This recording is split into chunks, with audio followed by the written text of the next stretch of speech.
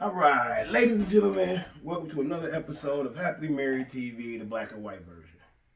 This broadcast is brought to you by Momentum with Jay. You can't have a moment without some momentum. Real distinguished gentlemen, distinguished book club, Happily Married TV, the black and white version. Off Paul Apparel and Accessory, Just Tees. We got all kind of. Anyway, we got all kind of stuff. Anyway, okay, so yeah, today, man, we're gonna be talking about a couple things here. Um, First, we want to say these are just our opinions, and that's what it is. This is how we feel about stuff. That's what it is.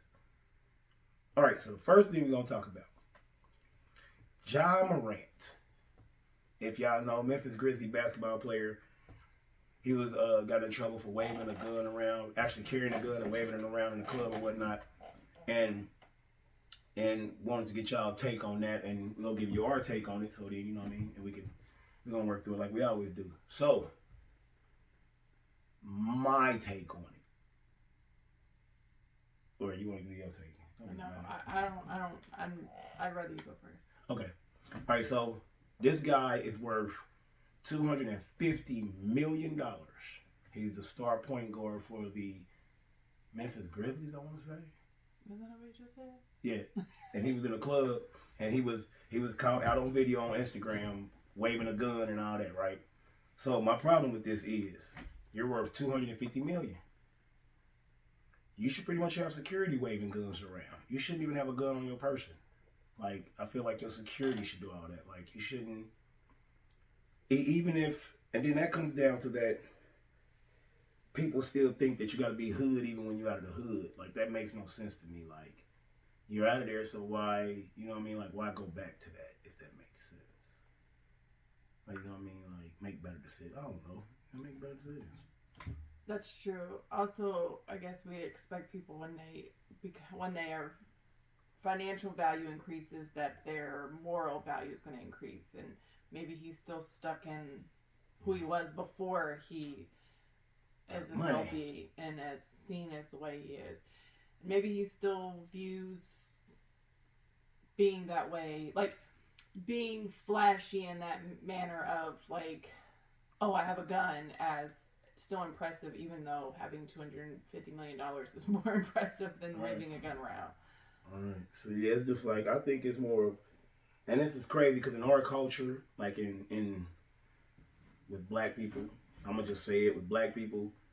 The thing is, we want to prove we so hard to everybody else. Like I don't understand that. Like, you know what I mean? And that's just the culture. I mean, that's just what it is. Like, I've seen it a million times. Like, people got to prove that they still hard. Like, man, don't nobody care if you hard, man. You got $250 million, man. What does it matter if you hard? You can be soft as you want to be. It don't really matter. So, I mean, you know what I mean? I think that's where it goes. It's like, I think people get confused. Like, because they feel like they still got to act a certain way. Like, you know what I mean? Like, and the one when, like, Nip said that, man, he was like, at this level I'm at, I'm not gang banging anymore. Like, I'm not active. You know, if that makes sense. He's not active. He's still a gang member, but he's not active, if that makes sense. So you see what I'm saying? So that's why I'm like, you can separate yourself from that. Like, just leave it alone and move on. And also, with him being an athlete, obviously children are going to be looking up to him. So if they would have seen that, they're going to think it's cool to have a gun too. And not that it's that basketball player's sole purpose is to protect kids, but you should be mindful of who your audience is, and who's looking up to you. Yeah. And also, it's just dumb. And what club are you going to that they can bring guns in there? I don't want to go to that club. Hey, but you know, you got a certain amount of money, you can get in any club with a gun. Like, I don't want to go to clubs like that. Yeah. So, a take on that is, at a certain, you got to know your audience. You got to know who's watching you, and what position you're in. You know what I mean? If you're in a position where you can really affect people, or everybody's watching you, like I already understand. I understand that, like millionaires and all that, like professional athletes, professional actors, pretty much everybody that's in the limelight, they should know that they're under a microscope 25/8. And they also should know their value. Like, aren't you worth more than an Instagram post? Yeah, you know, or whatever it was that he posted it on. Yeah, Instagram. Yeah, it's just, I just don't, you know what I mean? I just don't understand the purpose of it. Like, you know what I mean? Like, I understand if you want to be hard, if you want to be still considered reckless, I guess. If you still want to be considered that, then that's okay with if that's what you want to do. But I don't feel you should do that at that point. And how old is he? Like 20 something? Yeah, he's like 22, 23. So he young. So yeah, and you got to think about that too. That's the other thing. Because I know we did some reckless shit in our 20s. Well, and also I think I don't know his story or his path of going into the NBA, but depending on what his upbringing was like with him being able to go into professional sports, maybe he didn't get a chance to be a kid. Should have dad his agent. So maybe he didn't get a chance to be a kid, and not that that's still appropriate, but sometimes like just crazy. Crazy. We got that's that topic. All right. Now let's talk about networking up, if that makes sense. Like, so this is how I guess I figure we're gonna do it. Like, network with professionals like lawyers, doctors,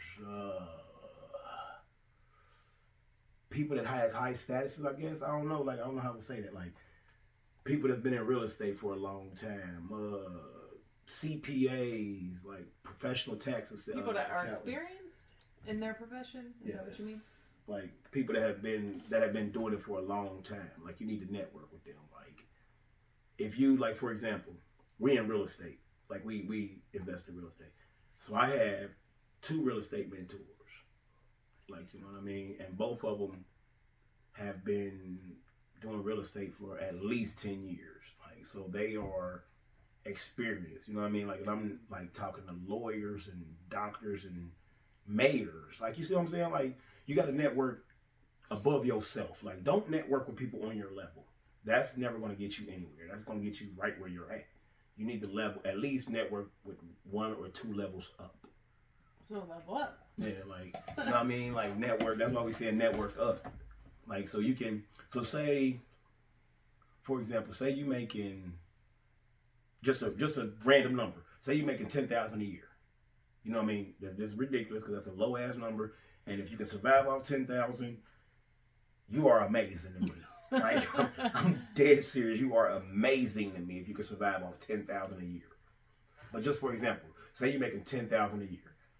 You don't want to network with people making 10, 15, because everybody. And I think that's like you make within 5,000 of your closest, the 5 closest people that you make within 5,000.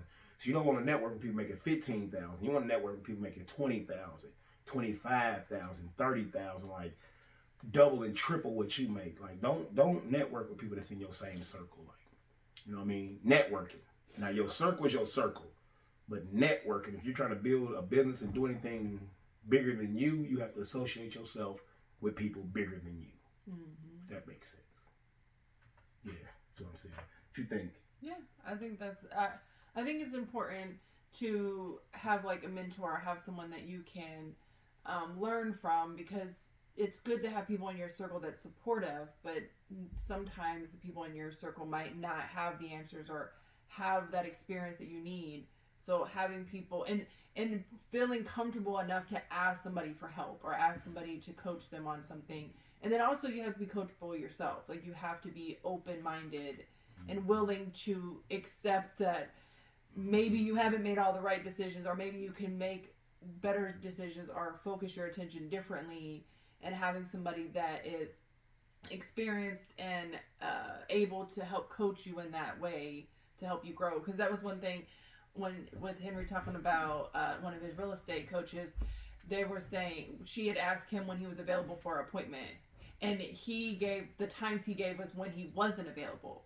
And so she asked him again, like, I asked you when you were available. So when somebody asks you when you're available, give them the times that they're available. Like, that was one of the first lessons that he said he learned. And yeah, maybe if that came from somebody else that was in his circle, he might not have taken it the same way as from his mentor or from his coach. Yeah, because she's like, you giving me all the times you're not available, and I need the times you're available. I said, oh. She's like, yeah, stop doing that. If somebody asks you when you're available, don't say, you got to be here on these days. You got to be here on this day. Be like, okay, I'm available this day. What time works for you? Yeah. You see what I mean? Like it's just a little tweak, if you will. So yeah, but yeah, and then the thing is with me, man, I think it's more of it's also a confidence thing. I feel like it's confidence because when you know your field, you feel like you can talk to people, everybody. Like you can talk to people that's been in there 30 years, you can talk to people that's been in there a year, and y'all still are relatable because you know what you're talking about. Like it said, the one saying was, it said a rich man can play broke forever, but a broke man can only play rich for so long. You see what I'm saying? So like, and I relate that to everything. Like a smart man can play dumb forever. A dumb guy can only play smart for so long. Mm-hmm. Once he talks to the right people, they're gonna really see how dumb. And when you open your mouth, you literally are telling the whole world what you think, or how you think, how smart you are, how dumb you are. And I just thought, like, if you are, what you were saying about a confidence thing. So I work around a lot of men, and men talk about sports. Well, I don't know a lot about sports, so I have my coach teach me about sports so that when I'm around the people that talk about sports, I, one, feel more confident, but also I can now network with them because I have something that is a common thing that I can kind of approach them differently than if I don't know anything about sports or something like that. So also that's another way of developing that networking is finding something that you have common in with that group of people, because maybe you don't know anybody that is making more money than you, or maybe you don't know anybody outside of your group, and that's a way of developing those relationships, is finding that common ground and then working off of that. Yeah, that's sweet. Yeah, that's sweet. Yeah, makes sense. That makes sense to y'all? It should. It really should. So that's the thing. We're gonna networking up, and don't be scared to get out of your comfort zone, man. Because I mean, and that's my thing. I mean, and that's going back to the Ja Morant thing. I think that's the thing with him is he want to be seen in a certain light. Like, you know what I mean? And like, I don't feel like it's kind of the same how you was when you was growing up, because people didn't know you was smart. Yeah. See, that was that's kind of that's also, see, that's what that, and I think that's where we got to change as in our culture as black people and as educated people or whatever. Like, okay, so it used to be when you talked educated or anything, they'd be like, "Oh, you're talking white." Like, I'm like, okay, so you basically telling me only white people are smart. Like, basically, when you say that to a black person, that's what you're telling them, is that only white people are smart. Like, oh man, you ain't gotta talk all white and like, okay, well, I'm not talking white at all, because white would change my accent, my tone, everything. I'm talking educated, and education should not have a skin color or a gender or a race or none of that. If you're educated, you're educated. If you're not, you're not. Yeah. Like, but growing up where I was growing up, it was looked down upon to be smart. Because you're a nerd. And the nerds get beat up. I'm gonna just tell you the God's truth. The nerds get beat up. They do. We used to beat up nerds. Yeah, we used to beat up nerds. We didn't pick on them. We beat them up. Okay, well, I was a girl. Yeah, so. I mean, I am a girl, reckless. So. We was reckless. Like, for real. Like, maybe that's different because, like, people like me because I was smart, because then they could copy off of me. Yeah, but see, that's but I didn't realize that until I got older that was the only reason why they like me, is because they could copy off of me. But see, that's the thing, though, with black folks. We don't want you to know we smart, so you don't ask me to copy off of me.